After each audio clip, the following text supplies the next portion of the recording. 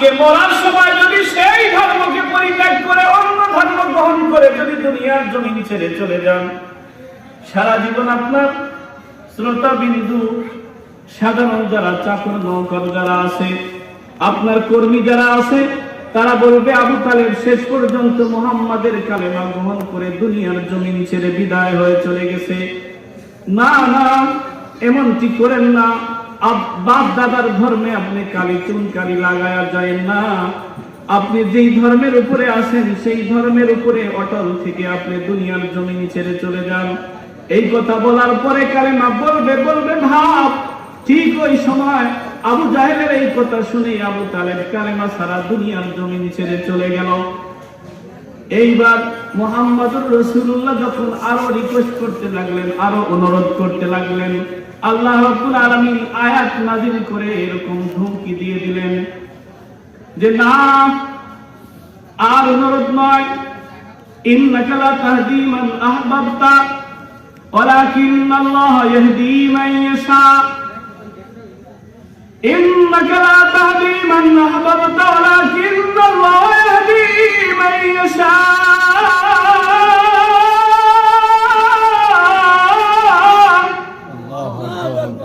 ولكن الله يهدي من يشاء يا رسول الله يا حبيب الله, আপনি যাকে মহব্বত করেন তাকে হেদায়েত দিতে পারবেন না, কারণ হেদায়েত ইহদি মাইয়াশা আমি আল্লাহর হাতে। বলেন আল্লাহু আকবার। হেদায়েত আমি আল্লাহ রাব্বুল আলামিনের হাতে। হেদায়েত আমি কারে দিব কারে না দিব এটা আমার হাতে আছে, আমার জ্ঞানের মধ্যে আছে। বলেন আল্লাহু আকবার। এই জন্য আল্লাহ রাব্বুল আলামিন আপনাদের গ্রামে আজকে একটা বিশাল তাফসীরুল কোরআনের মাহফিলের আয়োজন করা হয়েছে। মাইকের আওয়াজ অনেক দূর পর্যন্ত যায়, কিন্তু সবাই এসে প্যান্ডেলে বসতে পারে নাই, কারণ আল্লাহ রাব্বুল আলামিন তাদেরকে প্যান্ডেলের ভিতরে আসার তৌফিক দেয় নাই, তাই পারে নাই। বলেন ঠিক কি না? হেদায়েত আমার হাতে। তে মহব্বত করে রাসূলকে মহব্বত করছে, সারা দুনিয়ার সমস্ত উম্মতের মহব্বত একত্রিত করলেও যেই মহব্বতের সাপোর্ট আবু তালেব হুজুরকে দিয়েছেন সেই সাপোর্ট এখন বর্তমান হবে না। ধরে বলেন ঠিক কিনা?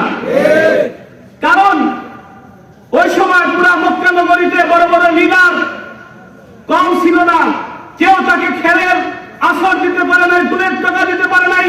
কিন্তু বর্তমান পৃথিবীতে আবু তালেব না, ইমানদার বুকে ইমান আছে এরকম 2 কোটির প্লাস মুসলমান দুনিয়ার জমিনে বসবাস করে, কিন্তু বাংলার বিভিন্ন জায়গায় দাঁড়িয়ে পৃথিবীর বিভিন্ন আনাচে কানাচে মুহাম্মদুর রাসূলুল্লাহকে কটাক্ষ করে, কটূক্তি করে, আজওয়াজে মুতাহহারাদেরকে কটাক্ষ করে, কোরআন এবং হাদিসকে জ্বালিয়ে দেয়, কোরআনকে নিয়ে কটাক্ষ করে। পুরো পৃথিবীর 200 কোটি মুসলমান সবাই আঙ্গুল ফুঁসে আর তাসবিহ পড়ে, তবে আবাবিল বাহিনী আসবে সেই দিন মুহাম্মদুর রাসূলুল্লাহর কটাক্ষের জবাব দেখি কেতারে তাদেরকে কাঠগড়ে তাদেরকে দাঁড় করবে। এটা কোশ্চিন করে সম্ভব না। করে বলেন ঠিক কিনা? মসজিদুল আকসা আক্রমণ হয়, আমরা দোয়া করি আল্লাহ সালাউদ্দিন আইয়ুবী পাঠাও, আমিন, আবাবিল বাহিনী পাঠাও। আল্লাহ রাব্বুল আলামিন বলেন ওয়াইউযিবুহুম বিআইদিহিম, আমি তাদেরকে আযাব দিব তোমাদের হাত দ্বারা। তোমাদের ভিতর থেকে কাউকে সালাউদ্দিন আইয়ুবী হয়ে দাঁড়ায় যেতে হবে। ধরে বলেন ঠিক কিনা? আসমান থেকে ফেরেশতা এমনি এমনি আসবে না তো, আগে একটা বাহিনী তৈরি হতে হবে, দাঁড়াইতে হবে, তারপরে আসমান থেকে ফেরেশতা নাজিল হবে। ধরে বলেন আল্লাহু আকবার। বদরে 313 জন দাঁড়ায় গেছে, পুরো পৃথিবী তাদের বিরুদ্ধে। আউস খাজরাজ বনি গিফতান যতগুলো গোত্র ছিল আরবে, ইহুদ নাসারাও তাদের সাথে একত্রিত হয়ে গেছে, কিন্তু মাত্র 313 জন যখন ইসলামের ঝান্ডা নিয়ে যখন সীসা গলিত প্রাচীরের ঢালাইয়ের মতো যখন দাঁড়ায় গেছে, আল্লাহ রাব্বুল আলামিন 1000-এর বদৌলতে এরকম 10,000, 3,000, 5,000 পর্যন্ত ফেরেশতা দিয়ে তাদেরকে সাহায্য করছেন। ধরে বলেন ঠিক কিনা? এরকম দাঁড়ায় যেতে হবে আগে, তারপরে নসরত আসবে। আল্লাহ রাব্বুল আলামিন কালামে পাকের মধ্যে বলেন ইন্নাল্লাযীনা ক্বালু রাব্বুনা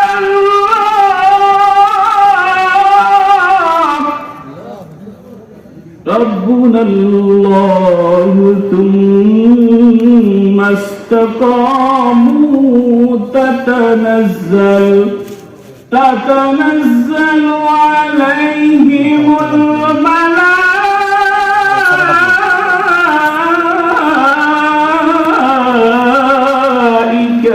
ألا تخافوا ولا تحزنوا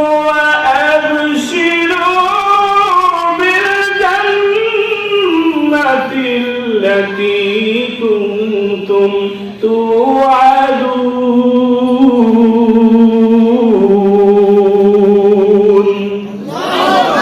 আল্লাহ রাব্বুল আলামিন আয়াতে বলেন তোমরা যদি বলো ইন্নাল্লাযীনা ক্বালু যারা বলে রাব্বুনাল্লাহ আমাদের রব একমাত্র আল্লাহ সুম্মা ইসতাকামু এবং রব একমাত্র আল্লাহ বলে তার উপরে অটল অবিচল থাকে সুন্নাস্তাকামু তাতানাজ্জালু আলাইহিমুল মালাইকা আল্লাহ রাব্বুল আলামিন ফেরেশতা নাযিল করে তাদেরকে সাহায্য করেন বলেন সুবহানাল্লাহ আল্লাহ তাকাফু তাদের কোনো ভয় নাই আল্লাহ তাকাফু তাদের কোনো ভয় নাই ওয়ালা তাহজানু তাদের কোনো পেরেশানি নাই ওয়ালা তাহজানু ওয়া আবশিরু তাদের জন্য সুসংবাদ ওয়া আবশিরু বিল জান্নাতিল্লাতী কুনতুম তুআদুন আল্লাহ তাআলা মৃত্যুর আগে ওই সমস্ত বান্দাদেরকে জান্নাত ভিডিও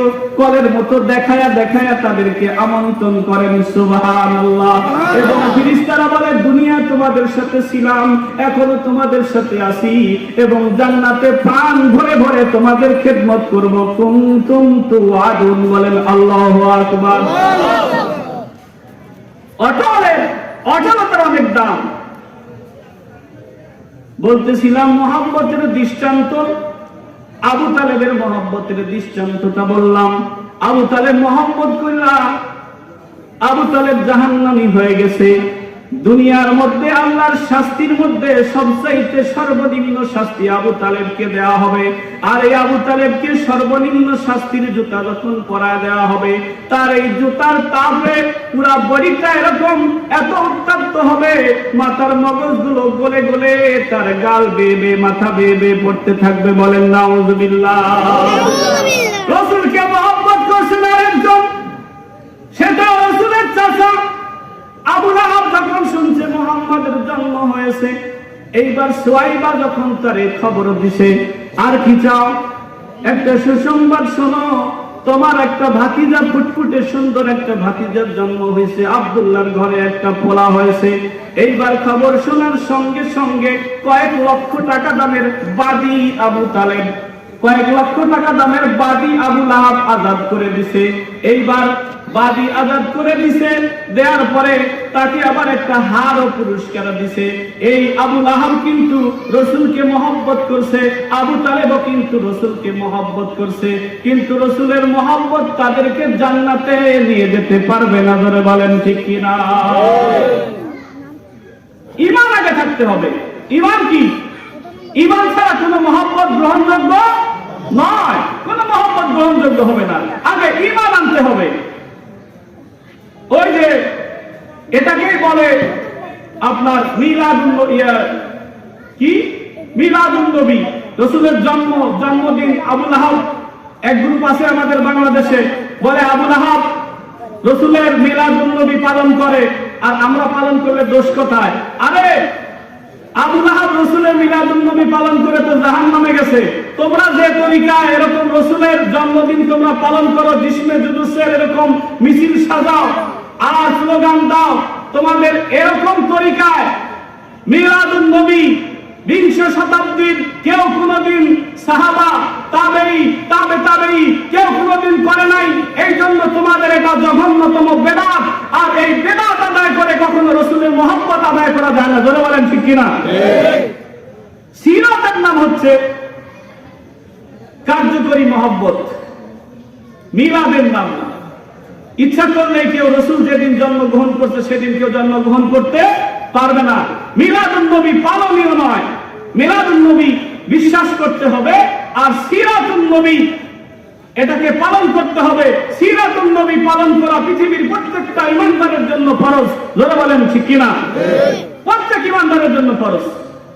এই জন্য মহব্বত সাহাবাদের মাপকাঠি অনুযায়ী করতে হবে। সাহাবায়ে কেরাম কি পরিমাণ মহব্বত রাসূলকে করছেন, নিজের জীবনের চাইতে বেশি মহব্বত করছেন, বিবির চাইতে বেশি মহব্বত করছেন, সন্তানের চাইতে বেশি মহব্বত করছেন। ওরকম মহব্বত যদি আমরা করতে পারি তাহলে আল্লাহ রাব্বুল আলামিন আমাদেরকে জান্নাতের সেই উঁচু মাকাম দান করবেন। বলেন সুবহানাল্লাহ।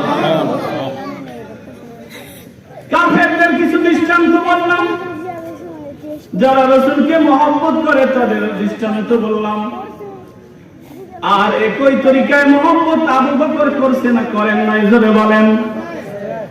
আবু বকর মহব্বত কইরা আবু বকর রাদিয়াল্লাহু তাআলা আনহু সর্বশ্রেষ্ঠ সাহাবী হয়েছেন।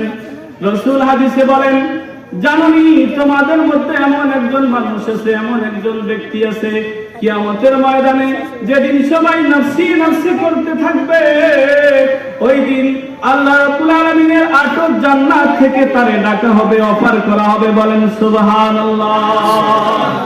রায়্যান থেকে ডাকা হবে, ফিরদাউস থেকে ডাকা হবে, জান্নাতুল মাওয়া থেকে ডাকা হবে, নাঈম থেকে ডাকা হবে। যতগুলো জান্নাত আছে সব জান্নাত থেকে তাকে অফার করা হবে, ডাকা হবে। আর বলা হবে, আবু বকর তুমি আমার এই দরজা দিয়ে, গেটটা দিয়ে প্রবেশ করো। এই ফিরদাউস বলবে আমার দিয়ে প্রবেশ করো, মাওয়া বলবে আমার দিয়ে প্রবেশ করো। এরকম সবাই ডাকতে থাকবে। এরকম একজন সাহাবিয়তের মাকাম আবু বকর রাদিয়াল্লাহু তাআলা আনহু এরকম হাসিল করেছেন। কেন কেন হাসিল করছেন, কিভাবে হাসিল করতে পারছেন? আগে আবু বকর রাদিয়াল্লাহু তাআলা আনহু ঈমান নিয়ে আসছিলেন। জোরে বলেন ঠিক কি না? আগে ঈমান নিয়ে আসছিলেন। রাসূল যখন দাওয়াত দিবেন, আবু বকর আল্লাহ রাব্বুল আলামিন আমাকে নবী হিসেবে দুনিয়ার জমিনে প্রেরণ করছেন, আপনার মতামত কি? এইবার সঙ্গে সঙ্গে আবু বকর বলে, ইয়া রাসূলুল্লাহ, ইয়া হাবিবাল্লাহ, আমি আগে বুঝতে পেরেছি আপনি কোন পয়গম্বর হবেন, নইলে সাধারণ কোন মানুষের চরিত্র এর তো উন্নত মানের হতে পারে না। বলেন সুবহানাল্লাহ। ঈমান আনছেন, জান্নাতের উচ্চ মাকাম, দুনিয়ায় জান্নাতের সার্টিফিকেট পাইছেন। শুধুই মাত্র পুরুষ সাহাবীরা রাসূলকে মহব্বত করে নাই, মহিলা সাহাবীরা রাসূলকে অত্যন্ত মহব্বত করতেন। আপনারা উহুদ যুদ্ধের ঘটনা শুনছেন। উহুদের ময়দানে রাসূলুল্লাহ সাল্লাল্লাহু আলাইহি ওয়াসাল্লাম যুদ্ধের ময়দানে যখন গেলেন, তুমুল হারে যখন যুদ্ধ শুরু হলো, রাসূল তাদেরকে আগেই বলছিলেন, ও সাহাবায়ে কিরাম, ওই যে ওই গলিটার মধ্যে, ওই গেটটার মধ্যে তোমরা 30 জনে পাহারা দিবা। এই 30 জন আমরা বিজয় হই আর পরাজয় হই, কখনো যেন তোমরা এই গেটটা ছেড়ে দিও না। এইবার সাহাবারা বলছেন ঠিক আছে। এইবার রাসূল যুদ্ধ শুরু করে দিয়েছেন। যুদ্ধের দামামা বেজে উঠছে। যুদ্ধ যখন তুমুল হারে শুরু হয়ে গেল, এইবার এরকম ভাবে একদল আর একদলের মধ্যে যখন ঢুকে গেল, যখন যুদ্ধ তুমুল শুরু হয়ে গেল, এইবার প্রচন্ড আঘাতে রাসূল করিম সাল্লাল্লাহু আলাইহি ওয়াসাল্লাম এরকম মাথার মধ্যে হেলমেট ছিল, লোহার টুপি ছিল, লোহার টুপির মধ্যে খঞ্জর দিয়ে এত জোরে আঘাত করেছে রে বাবা। আঘাত করার কারণে হেলমেটের পাতি এরকম রাসূলের মাথার ভিতরে বসে গেছে, এত জোরে বসে গেছে। আর একটা আঘাত এত জোরে লাগছে, লাগার পরে রাসূলের দন্দান মোবারক শহীদ হয়ে গেছে। রাসূল একটা গর্তের মধ্যে পড়ে আছে। কাফের মুশরিক বেঈমানেরা এইবার ঘোষণা দিয়ে দিয়েছে, কুতিলা মুহাম্মদ, কুতিলা মুহাম্মদ, মুহাম্মদ কতল হয়ে গেছে। তোমরা যুদ্ধ করে কি করবা? তোমাদের তো পতন হয়ে গেছে, মুহাম্মদ কতল হয়ে গেছে। এইবার সাহাবায়ে কেরাম কি কর্তব্য বিমূঢ় হয়ে গেলেন, কি করা যায়, কি করা যায়। এইবার সাহাবায়ে কেরাম চারদিকে ছত্রভঙ্গ হয়ে কি করবেন, কি করবেন, কেউ যেন কোনো দিশা পাইতেছেন না, ঠিক পাইতেছেন না। এমন সময় আলীর সাথে ওমরের দেখা। আলী এবার ওমরকে বলে, মুহাম্মদ সাল্লাল্লাহু আলাইহি ওয়াসাল্লাম যদি দুনিয়ার জমিন ছেড়ে চলে যায় কি হবে লাভ, কি লাভ হবে যুদ্ধ করে? এইবার ওমর বলে, ও আলী, যুদ্ধ বন্ধ করিস না, তলোয়ার বন্ধ করিস না, মুহাম্মদুর রাসূলুল্লাহ যেই পথে গেছে সেই পথে তো তোকে আমাকে যাইতে হবে, নইলে মালিককে কেমন করে মালিকের সামনে দাঁড়াইবি, কেমনে চেহারা দেখাইবি। এইবার তারা আবার পুনরায় দল গঠন করে সাহাবায়ে কেরাম যখন যুদ্ধ করতে আরম্ভ করলো, যুদ্ধ চলতেছে এমন অন্ধকার একটা অবস্থা, কে যেন কাকে মারতেছে কোন রকমের কোন ঠিক পাইতেছে না। এরকম একটা পরিবেশ যখন সৃষ্টি হয়ে গেছে, এইবার মুহাম্মদুর রাসূলুল্লাহ গর্তের ভিতরে পড়ে এরকম কান্নাকাটি করতেছেন। এমন সময় যুদ্ধ করতে করতে হযরত আলী রাদিয়াল্লাহু তাআলা আনহু মুহাম্মদুর রাসূলুল্লাহকে যখন খুঁজে পেয়ে গেল, এবার আলীকে দেখে হুজুর বলে, আলী রে, আমি তো তোরেই তালাশ করতেছি রে আলী। ও আলী, আমার মাথায় এত জোরে আঘাত করা হয়েছে, আমার মাথার ভিতরে এরকম হেলমেটের পাতিটা ভিতরে বসে গেছে, আমার দম শহীদ হয়ে গেছে, পারবি কি আমার মাথার করাটা তুই উঠায় দিতে? এইবার হযরত আলী আরেকজন সাহাবীকে ডাক দিলেন, ডাক দিয়ে বললেন, ও ভাই, মুহাম্মদুর রাসূলুল্লাহর খবর পাওয়া গেছে, তার মাথার ভিতরে এরকম হেলমেটের করা ঢুকে গেছে, জলদি করে এইটা বাহির করো। মুহাম্মদ এখনো মরে নাই, মুহাম্মদ এখনো জীবিত আছে। এইবার একজন সাহাবার দাঁত ছিল অনেক শক্ত, ওই সাহাবা কি করলেন, ওই শক্ত দাঁতওয়ালা সাহাবী ওই হেলমেটের যেই করাটা মুহাম্মদুর রাসূলুল্লাহর মাথার ভিতরে বসে গেছে, ওইটাকে দাঁত দিয়ে কামড়ে ধরে চিন্তা করলেন, যদি এক চাম দিয়ে বের করতে না পারি নবীজির কষ্ট হবে মনে করে এমন জোরে বাড়ির দাঁত দিয়ে এরকম কামড়ে ধরে টান দিয়েছেন। করাটা বাইর হয়ে আসছে ঠিকই, কিন্তু সাহাবীর কয়েকটা দাঁত ওই করা বাইর করার সময় এরকম খুলে পড়ে যায়। রাসূল বলে, কে রে আমার মাথার করা বাইর করলি? কিছু হয়েছে নাকি? তোর কোনো ক্ষতি হয় নাই? সাহাবী বলে, হুজুর কিচ্ছু হয় নাই, আপনার কোনো চিন্তা করেন না, আপনার মাথা থেকে করা বাইর করছি, এর জন্য মালিকের শুকরিয়া বলেন সুবহানাল্লাহ। এইবার মুহাম্মদুর রাসূলুল্লাহ একটু সুস্থি লাভ করলেন, এইবার চাটায় পড়ায় ছাই দেয়া হলো। ওই সময় তো উন্নত চিকিৎসার ব্যবস্থা ছিল না। এইবার রাসূল কারীম সাল্লাল্লাহু আলাইহি ওয়াসাল্লামের মাথাটা ব্যান্ডেজ করে দেওয়া হলো। তালহা রাদিয়াল্লাহু তাআলা আনহু হুজুরের গর্তে পড়েছিলেন, সেই গর্তের সামনে এরকম দাঁড়ায় ছিলেন। মুফাসসিরিনে কিরাম, মুহাদ্দিসিনে কিরাম আয়াতের তাফসীরের ভিতরে রাখেন, সিরাতের কিতাবের ভিতরে রাখেন, মুহাম্মদুর রাসূলুল্লাহ সাল্লাল্লাহু আলাইহি ওয়াসাল্লামের ওই ঢাল হয়ে দাঁড়িয়েছিলেন আবু তালহা রাদিয়াল্লাহু তাআলা আনহু। তার গায়ে কমসে কম 72 থেকে 120টা পর্যন্ত 92টা পর্যন্ত তীর এবং বর্ষা বল্লমের আঘাত লাগে, বলেন সুবহানাল্লাহ। কিন্তু তারপরেও আবু তালহা রাদিয়াল্লাহু তাআলা আনহু নিজেকে এমন ভাবে রাসূলের জন্য, কুরবানির জন্য এরকম দাঁড়ায় গেছেন সীসা ঢালাই করা পাঁচিলের মতো। তারপরে পরবর্তীতে রাসূলের গায়ে আর একটা আঘাত আবু তালহা রাদিয়াল্লাহু তাআলা আনহু লাগতে দেন নাই, বলেন সুবহানাল্লাহ। দয়ার নবী, নূরের ছবি আর আসবে না জগতে, দয়ার নবী, নূরের ছবি আর আসবে না জগতে। 63 সাল জিন্দেগি কান্দে বলে উম্মতি, এখনো শুয়ে কান্দে মদিনাতে, দয়ার নবী, নূরের ছবি আর আসবে না জগতে। এইবার রাসূল কারীম সাল্লাল্লাহু আলাইহি ওয়াসাল্লাম আবু তালহাকে বলে, তালহা, সাহাবায়ে কিরাম এখনো বিক্ষিপ্ত অবস্থায় আছে, মুসলমানদের পরাজয়ের একটা ভাব চলে আসছে, মুসলমানরা এখনো একত্রিত নয়, একত্রিত না হওয়ার কারণে তাদের পরাজয়ের সামনে অপেক্ষা করতেছে। ও তালহা, আমাকে একটা পাথরের উপরে উঠায় দাও, আমাকে একটা পাথরের উপরে উঠায় দিলে আমার গলার আওয়াজ শুনলে সাহাবায়ে কিরাম যখন একত্রিত হয়ে যাবে, একত্রিত হওয়ার সঙ্গে সঙ্গে পুনরায় আরেকবার যদি তারা চেষ্টা করে, আল্লাহ রাব্বুল আলামিন তাদেরকে বিজয় দিয়ে দিবেন, বলেন সুবহানাল্লাহ। ওয়ালা তাহিনু ওয়ালা তাহজানু ওয়া আনতুমুল আলাউনা ইন কুনতুম মুমিনিন।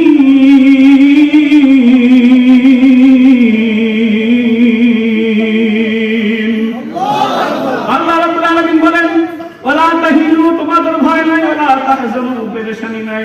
ইন কুনতুম মুমিনিন, তোমরা যারা ঈমান এনেছো এবং মুহাম্মদুর রাসূলুল্লাহ সাল্লাল্লাহু আলাইহি ওয়াসাল্লামের সাথে আছো, তোমাদের কোনো চিন্তা নাই, বিজয় তোমাদের হবেই। কারণ তোমাদেরকে এই পরিস্থিতির শিকার কেন করছিলাম জানো? সেটা হচ্ছে তোমরা অনেকেই বলছিলে আমার দরবারে শাহাদাত বরণ করবা, এই জন্য তোমাদেরকে শাহাদাতের সুযোগ করে দিয়ে আমি তোমাদের এই পরিস্থিতি করেছিলাম। বলেন সুবহানাল্লাহ। মুসলমান যদি শাহাদাত বরণ করে তারপরেও বিজয়, যদি বেঁচে থাকে তারপরেও বিজয়, শহীদ গাজী উভয় হলে কোনো রকমের সমস্যা নাই। কিন্তু পুনরায় যখন মুহাম্মদুর রাসূলুল্লাহকে আবু তালহা রাদিয়াল্লাহু তাআলা আনহু সিঁড়ির মতো ওনার শরীরটা দিয়ে পিঠটা দিয়ে যখন এরকম পাথরের উপরে উঠায় দিলেন, পাথরের উপরে উঠা মুহাম্মদুর রাসূলুল্লাহ সাল্লাল্লাহু আলাইহি ওয়াসাল্লাম যখন ডাক দিলেন, সাহাবায়ে কেরামদেরকে যখন ডাকলেন, الرسول يدعوكم في أخراكم والرسول يدعوكم في أخراكم, পিছন দিক থেকে যখন মুহাম্মদুর রাসূলুল্লাহ ডাক দিলেন, ডাক দেওয়ার সঙ্গে সঙ্গে যে সমস্ত বিক্ষিপ্ত সাহাবারা ময়দানে বিভিন্ন জায়গায় যুদ্ধরত অবস্থায় ছিলেন, মুহাম্মদুর রাসূলুল্লাহর একটা মর্যাদা ছিল, সেটা হচ্ছে মুহাম্মদুর রাসূলুল্লাহ যদি কোনো কিছুকে ডাক দিতেন, সাহাবাদেরকে যদি ডাক দিতেন, আপনার আমার ডাক 1 কিলো আধা কিলো দূরে যায় না, 200 ফিট 100 ফিট যায় না, কিন্তু মুহাম্মদুর রাসূলুল্লাহর আওয়াজটা কয়েক কিলোমিটার আল্লাহ পৌঁছায় দিতেন। বলেন সুবহানাল্লাহ। পরিটা উজাড় করে বলেন না আল্লাহু আকবার। মুহাম্মদুর রাসূলুল্লাহ কোন রাস্তা দিয়ে গেলেন, ওই রাস্তা দিয়ে মিষ্ট জাফরানের এরকম গ্রাম ছড়াইতো। বলেন সুবহানাল্লাহ। গেলেন মুহাম্মদুর রাসূলুল্লাহ দাঁড়াইছেন, রাসূল ইয়াদউকুম ফি উখরাকুম, তাদেরকে যখন ডাকছেন, ডাকার পরে বলছেন মুহাম্মদ এখনো মরে নাই, মুহাম্মদ এখনো মরে নাই। আনা আব্দুল মুত্তালিব আনা নবিয়্যুল লা কাযিব, আমি আব্দুল মুত্তালিবের সন্তান, আমি মিথ্যা নবী নয়, আমি সত্য নবী, এখনো স্টিল দাঁড়ায় আছি। পুনরায় অপারেশন শুরু করো, আল্লাহ রাব্বুল আলামিন বিজয় তোমাদেরকে দিবেন। বলেন সুবহানাল্লাহ। কোন একদিন এদেশের আকাশে কালেমার পতাকা উড়বে, সেদিন সবাই খোদার বিধানকে দুঃখ বেদনা ভুলবে। বলেন মারহাবা। বিজয় তোমাদেরই হবে, আল্লাহর ওয়াদা। এইবার সবাই যখন পুনরায় আবার একত্রিত হয়ে যুদ্ধ শুরু করলেন, আল্লাহ রাব্বুল আলামিন মুসলমানদের হাতে পুনরায় আবার বিজয় দিয়ে দিলেন। বলেন আলহামদুলিল্লাহ।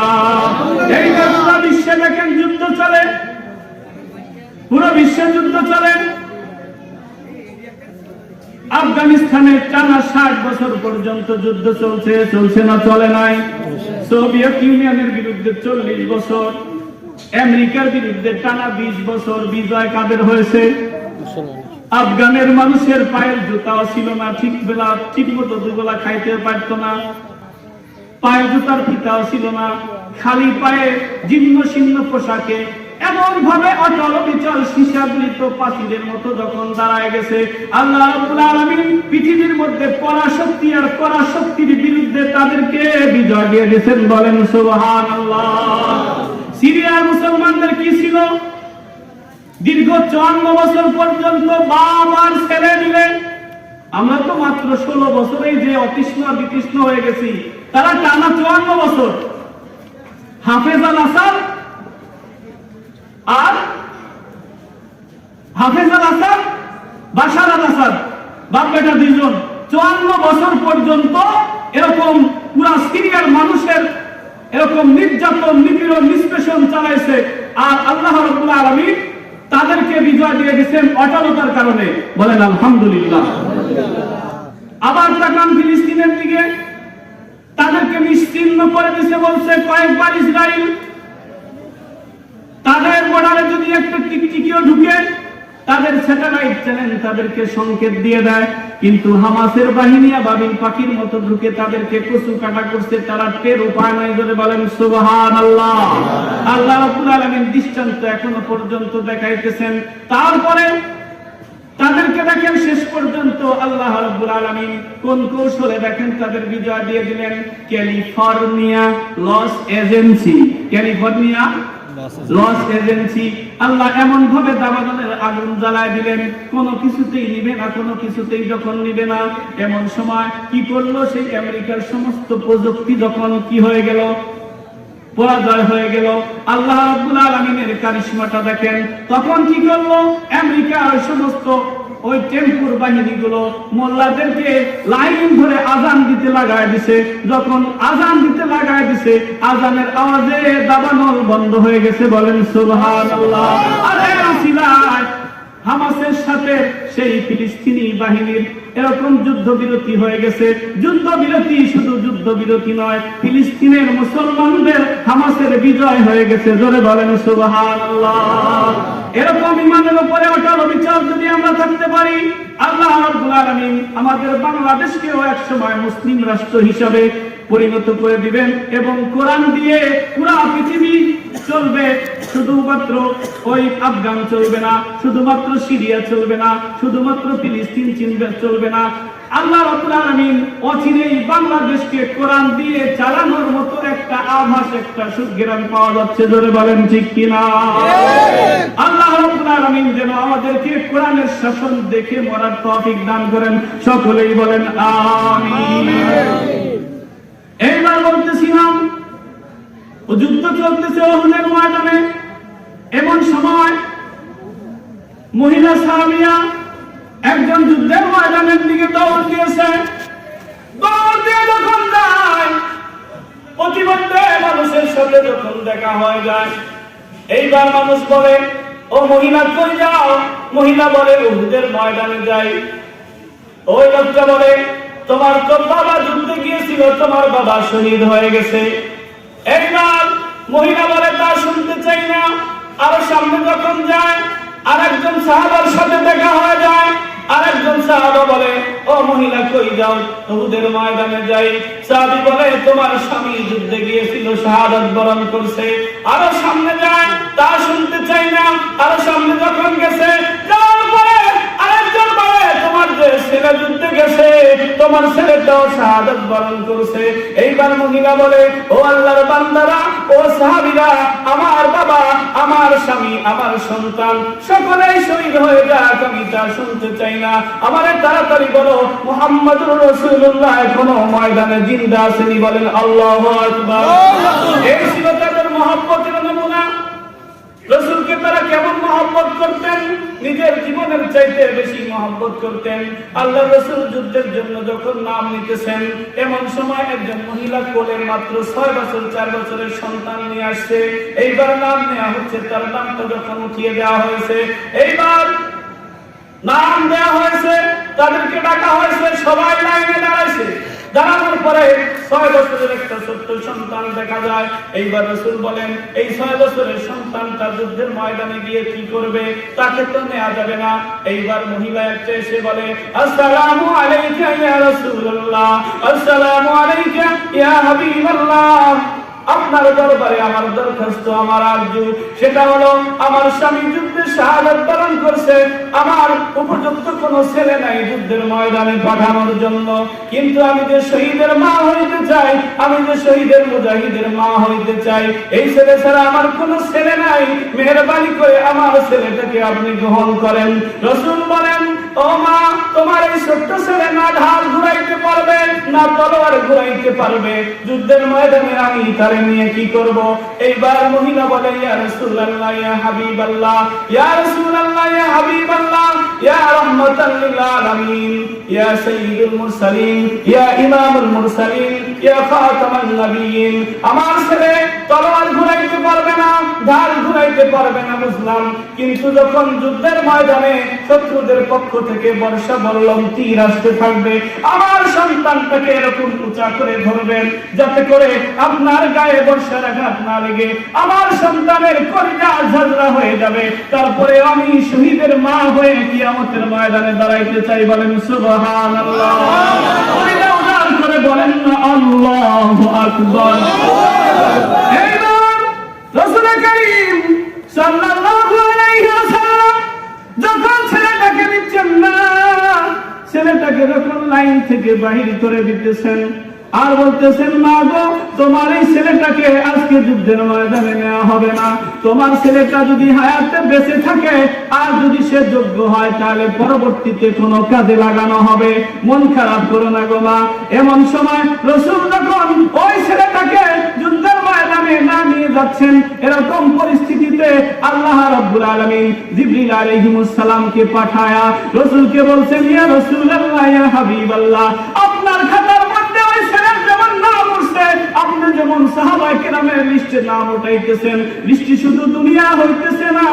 ইয়া রাসূলুল্লাহ, ইয়া হাবিবাল্লাহ, আসমানের মালিক আল্লাহ রাব্বুল আলামিন ওই ছেলেটার নাম মুজাহিদের খাতায় উঠায় নিয়েছেন। বলেন সুবহানাল্লাহ। পরিদাউদার করে বলেন না আল্লাহু আকবার। ময়দানে নিয়ে যান, অসুবিধা নাই। এরকম হাজারো দৃষ্টান্ত মহব্বতের নমুনার সারা রাত বললে শেষ হবে না গো বাবা। এরকম আরেকজন বশির ইবনে উকবা, ছোট্ট একটা সন্তান, হয়তো 4 থেকে 6 বছর বয়স হবে। বশির ইবনে উকবা নামে ছোট্ট একটা বাচ্চা, তার এরকম বাবাকে মুহাম্মদুর রাসূলুল্লাহ যুদ্ধের ময়দানে নিয়ে গেছেন। এইবার ছেলের কাছ থেকে বিদায় নিয়ে বশির ইবনে উকবার বাবা চলে গেছে যুদ্ধের ময়দানে।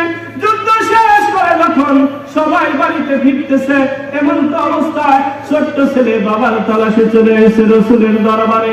রাসূলের দরবারে আসার পরে নবীকে বলে, ইয়া রাসূলুল্লাহ, ইয়া হাবিবাল্লাহ, ইয়া রাসূলুল্লাহ, ইয়া হাবিবাল্লাহ, ইয়া সাইয়্যিদুল মুরসালিন, ইয়া শাফিউল মুযনিবিন, ইয়া রাহমাতাল লিল আলামিন, আমার বাবা কই গো? আমার বাবা যুদ্ধের ময়দানে গেল, এখন পর্যন্ত আমার বাবারে তো দেখলাম না। সবার বাবা এসে গেছে। ইয়া রাসূলুল্লাহ, ইয়া হাবিবাল্লাহ, আমার বাবা কি এখনো যুদ্ধের ময়দান থেকে ফিরে না? আমার বাবা কই? আমার বাবার করে উঠতে আমার মনে বড় ইচ্ছা হচ্ছে।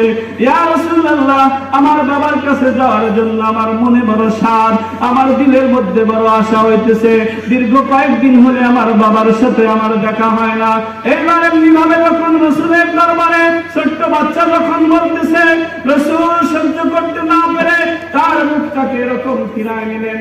এইবার ছোট্ট বাচ্চা বুঝে না, আবার মুহাম্মদুর রাসূলুল্লাহ সামনের দিকে চলে গেছেন। সামনের দিকে গিয়ে বলে, ইয়া রাসূলুল্লাহ, ইয়া হাবিবাল্লাহ, আমার বাবা কই? আমার বাবা ছাড়া কেউ নাই, আমার মা নাই, আমার ভাই নাই, বোন নাই, কেউ নাই। আমার বাবা আমারে গোসল করায় দেয়, আমার বাবা আমারে খাবার মুখে তুলে খাওয়ায় দেয়, আমার বাবা আমারে বুকে নিয়ে ঘুমায়। কয়দিন ধরে আমি যে আমার বাবার কোলে ঘুমাইতে পারি না, বাবার হাতের খাবার খাইতে পারি না, আমার বাবা আমাকে গোসল করায় দেয় না গো রাসূল। কই? সবার বাবা এসে গেছে, আমার বাবা তো এখনো যুদ্ধের ময়দান থেকে আসে না। রাসূল এবার মুখ ফিরায় নিলেন, চোখের পানি সামলে নিলেন, কিন্তু আবার ছোট্ট ছেলে বুঝে না, এবার পা ধরে বলতেছে, ইয়া রাসূলুল্লাহ, ইয়া হাবিবাল্লাহ, আমার বাবা কই? আমার বাবা যে এখনো যুদ্ধের ময়দান থেকে আসে না। এইবার আমার বাবা আমারে গোসল করায়া দেয়, খাবার খাওয়ায়া দেয়, বুকে করে নিয়ে সারা রাত আমার বাবার সাথে আমি গলা ধরে ঘুমাই। বাবার সাথে গলা ধরে ঘুমানোর মজা আমার কয়দিন ধরে পাইতেছি না। ইয়া রাসূলুল্লাহ, কেমনে আমি কার সাথে রাত্রি কাটাবো? আমি কার সাথে এরকম ঘুমাবো? আমি কার তোলা খাবার খাবো? কে আমারে গোসল করায়া দেবে? কে আমার মাথায় তেল লাগায় দিবে? কে আমার মাথাটা আশ্রয় দিবে? এরকম করে যখন ছোট্ট বাচ্চা বলতেছিলেন, রাসূলের 2 পা ধরে এইবার মুহাম্মদুর রাসূলুল্লাহ সাল্লাল্লাহু আলাইহি ওয়াসাল্লাম চোখের পানি রাখতে পারেন না। এইবার বলেন, উকবা ইবনে বশির, আর কান্দিস না, তোর বাবা এমন দেশে গেছে যেই দেশে গেলে আর কখনো কেউ ফিরে আসে না। ও বশির, কান্দিস না, আমার বাকি জিন্দেগি আজ থেকে আমি তোর বাবা হয়ে গেলাম। তুই আমার সাথে খাবি, আমার সাথে ঘুমাইবি, আর আমার সাথে সব সময় থাকবি, কোনো অসুবিধা নাই। এরকম ছোট্ট বাচ্চা রাসূলকে কত মহব্বত করতেন, এরকম মহব্বতের কয়টা দৃষ্টান্ত বলবো। এরকম মহব্বতের হাজারো নজির আছে। আল্লাহ রাসূল মুহাম্মদুর রাসূলুল্লাহকে যেমনি সাহাবায়ে কিরাম মহব্বত করতেন, অমনি সাহাবায়ে কিরাম রাসূলকে মহব্বত করতেন। মুহাম্মদুর রাসূলুল্লাহ সাল্লাল্লাহু আলাইহি ওয়াসাল্লাম আমাদেরকে অত্যন্ত মহব্বত করতেন। এখনো পর্যন্ত রওজায় শুয়ে শুয়ে মুহাম্মদুর রাসূলুল্লাহ ইয়া হাবলি উম্মতি উম্মতি উম্মতি বলে কান্দে, বলেন মারহাবা। এখনো কান্দেন। এখনো তারা হাজিরা জিয়ারতে যায়, সালাম দেওয়ার সময় যদি একটু সময় পায়, একটু মুরাকাবার সুরতে যদি রাসূলের রওজার দিকে তাকায়, এখনো নাকি কানে আওয়াজ শোনা যায় মুহাম্মদুর রাসূলুল্লাহ ইয়া হাবলি উম্মতি উম্মতি বলে কান্দে, বলেন সুবহানাল্লাহ। এরকম মুহাম্মদুর রাসূলুল্লাহ সাল্লাল্লাহু আলাইহি ওয়াসাল্লাম উম্মতকে এতই মহব্বত করতেন, যেই মহব্বতের নমুনা দুনিয়ার কোন দলের নেতা কোন সাধারণ মানুষকে করে না। এরকম মহব্বতের দৃষ্টান্ত উনি দুনিয়ায় রেখে গেছেন, নজির রেখে গেছেন। মুহাম্মদুর রাসূলুল্লাহ সাল্লাল্লাহু আলাইহি ওয়াসাল্লাম মাঝে মধ্যেই একত্রিত অবস্থায় চলে যেতেন, কেউ জানতো না কোথায় গেছেন। মাঝে মধ্যে মসজিদে নববীতে গিয়ে কান্না করতেন, মাঝে মধ্যে রুমে এরকম পুরুম লাগা দিয়া ইবাদত করতেন, মাঝে মধ্যে পাহাড়ের গুহায় চলে যেতেন ইবাদত করার জন্য। এরকম মুহাম্মদুর রাসূলুল্লাহ সাল্লাল্লাহু আলাইহি ওয়াসাল্লাম এরকম বিভিন্ন জায়গায় গিয়ে ইবাদত করতেন। সব সময় উনি উম্মতের চিন্তায় সব সময় বিভোর ছিলেন। কিন্তু আল্লাহ রাব্বুল আলামিন আমাদেরকে শ্রেষ্ঠ নবীর শ্রেষ্ঠ উম্মত বানিয়েছেন, তারপরে ওই মুহাম্মদুর রাসূলুল্লাহর জন্য আমাদের দিল কান্দে না, ধরে বলেন ঠিক কিনা? এ ধরাতে যেজন গো ভাই নবীজির জন্য কান্দে না,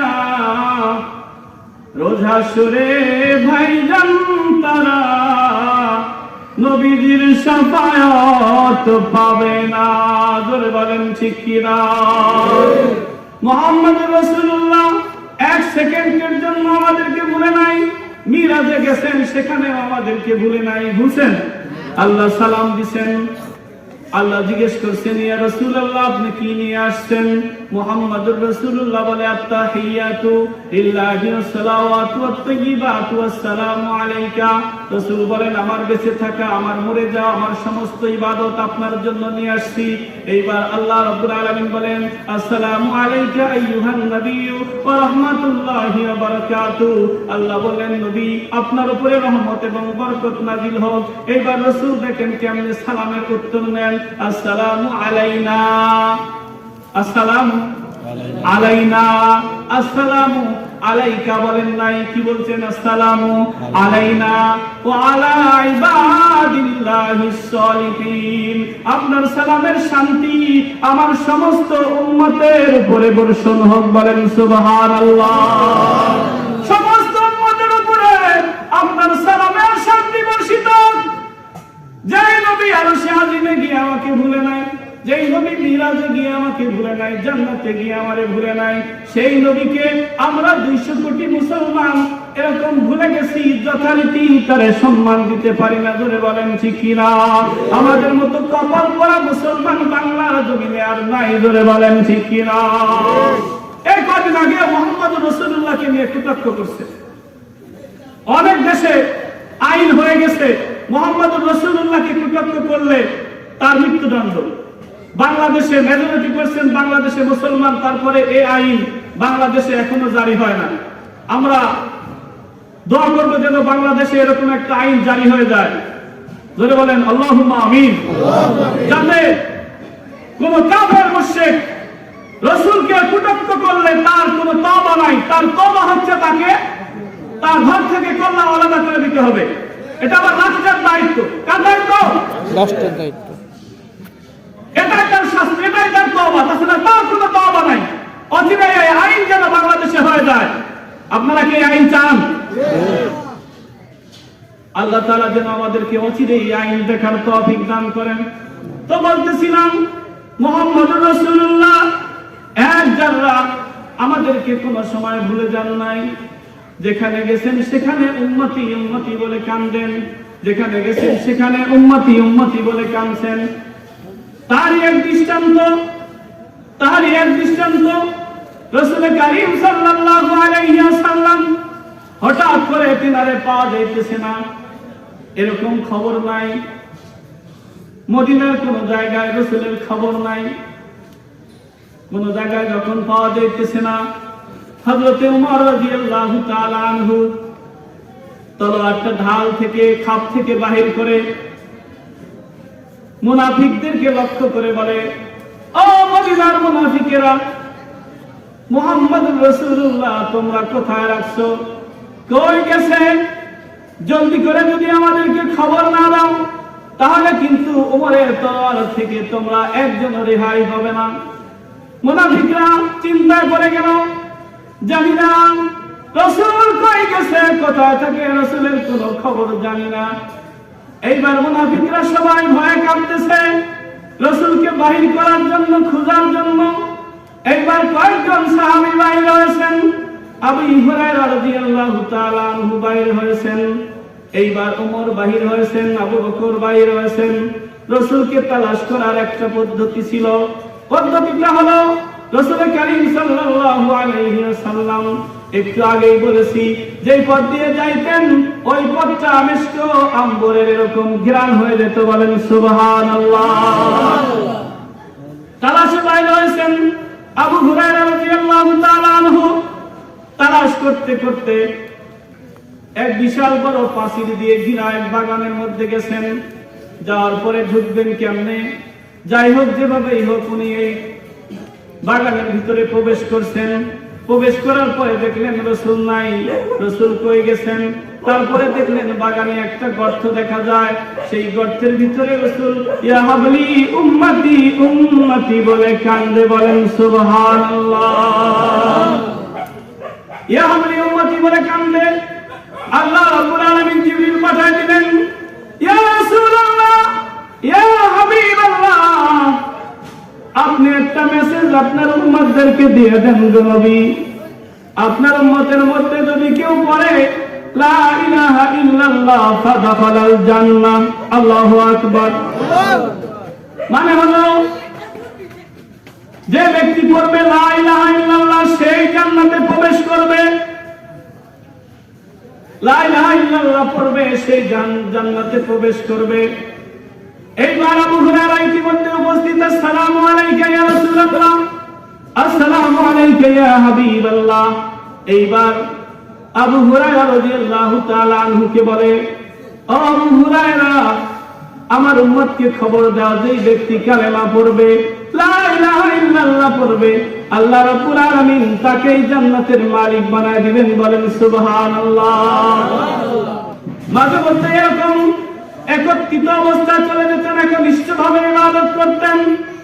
এরকমই একদিন আল্লাহর হাবিব মদিনার কোন জায়গায় নাই, সাহাবায়ে কেরাম কোথায় তারে খুঁজে পাইতেছেন না। এইবার এমনি ভাবে দিন গড়াইতে পুরা দিন যখন চলে গেল, রাসূলের তালাশে সাহাবায়ে কেরাম বাহির হয়ে গেল। আবু বকর বাহির হয়েছে, ওমর বাহির হয়েছে, আলী বাহির হয়েছে, উসমান বাহির হয়েছে।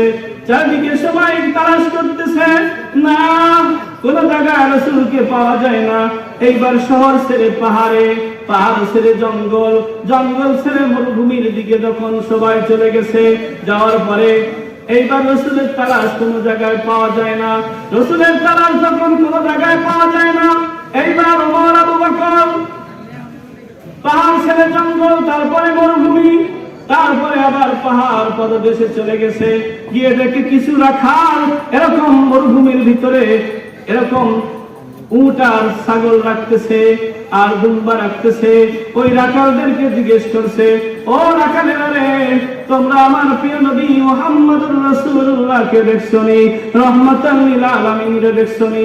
এইবার রাখালেরা বলে, মুহাম্মদুর রাসূলুল্লাহকে আমরা চিনি না, রহমাতাল লিল আলামিনকে আমরা চিনি না, তবে ও আগন্তক তোমাদেরকে আমরা চিনি না, জানি না তোমরা কই থেকে আসছো। বলে, আমরা তো মদিনা থেকে আসছি, মদিনা আমার রাসূলের তালাশে, রাসূলকে তালাশ করার জন্য।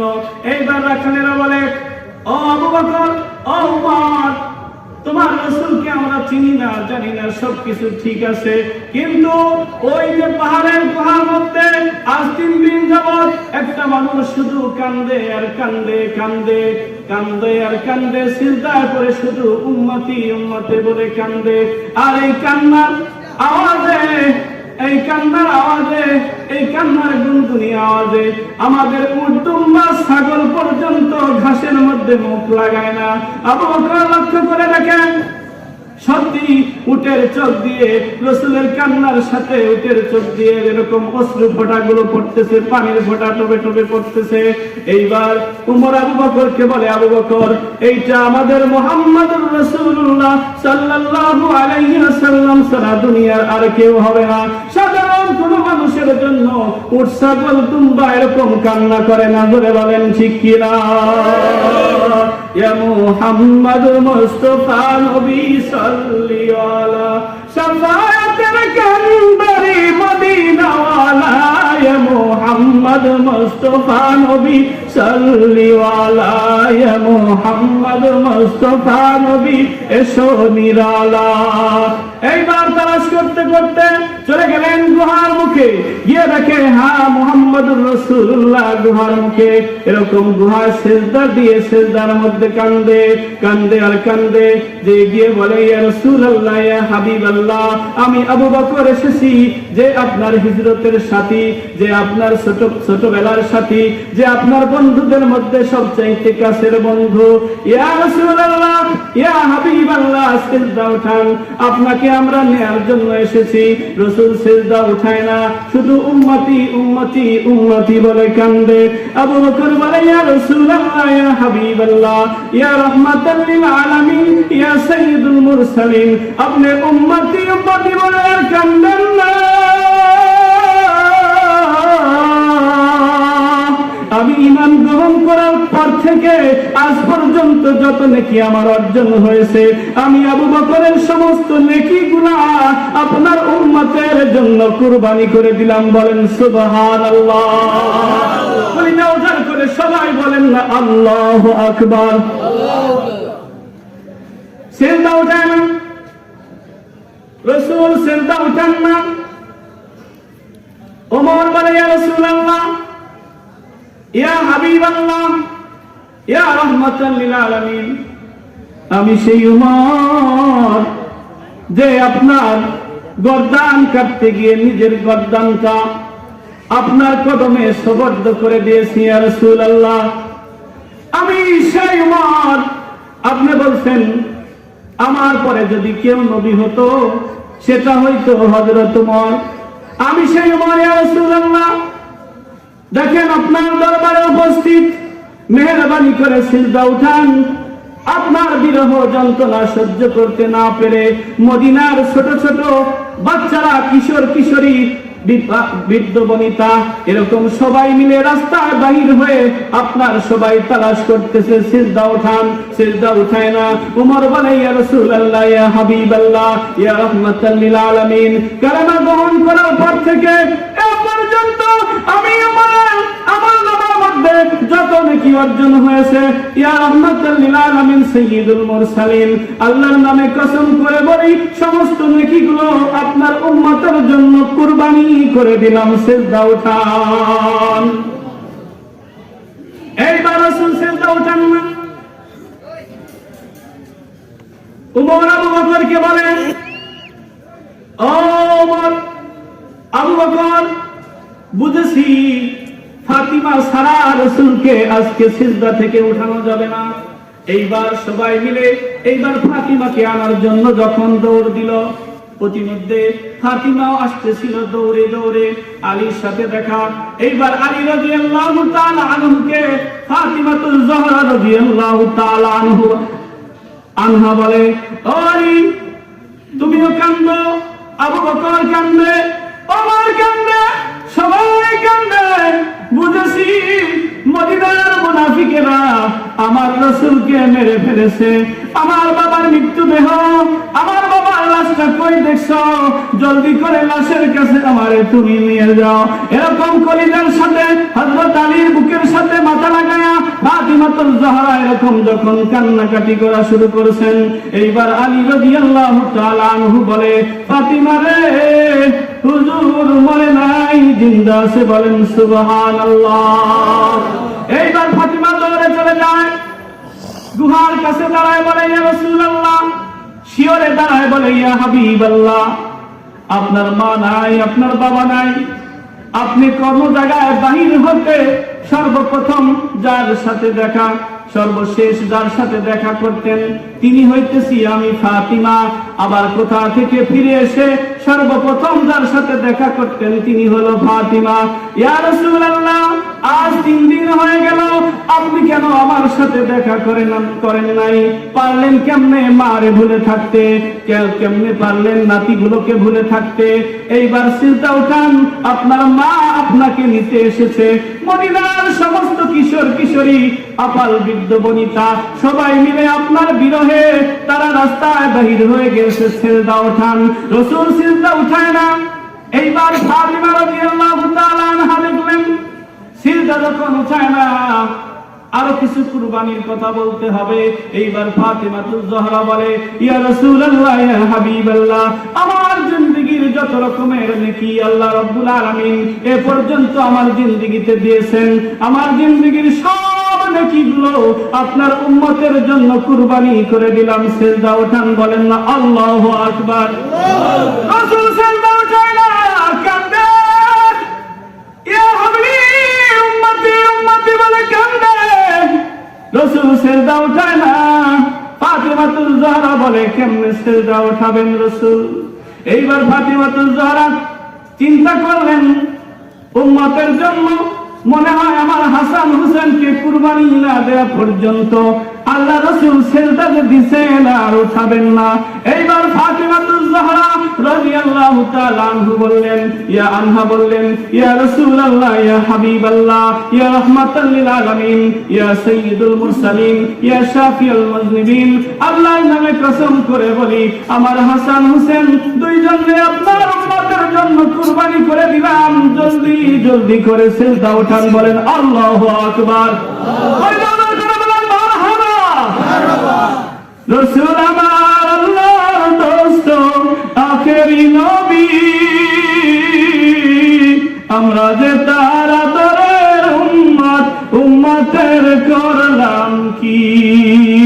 যখন ফাতিমাতুজ জাহরা রাদিয়াল্লাহু তাআলা আনহা হাসান হুসেনকে কুরবানির ঘোষণা যখন দিয়ে দিলেন, ওই সময় আল্লাহর রাসূল সিজদা উঠায়া আল্লাহর রাসূল পুনরায় মদিনা শহরে চলে আসলেন, বলেন সুবহানাল্লাহ।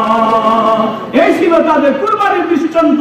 নিজের ধন সম্পদ, বিবি বাচ্চা, ব্যবসা বাণিজ্য, মিল ফ্যাক্টরি সব কিছুর চাইতে শুধুই মাত্র রাসূলকে তারা বেশি মহব্বত করতেন, রাসূলের মহব্বতকে তারা বেশি প্রাধান্য দিতেন। তাই আসুন এই পবিত্র রমজানকে সামনে রেখে আমরা রাসূলের মহব্বত দিলের ভিতরে পরিপূর্ণতা অর্জন করে আল্লাহ রাসূলের হাতটা ধরে যাতে আমরা জান্নাতে যাইতে পারি। আল্লাহ তাআলা আপনাকে আমাকে সকলকে যেন তৌফিক দান করেন। সকলেই বলেন আল্লাহুম্মা আমিন।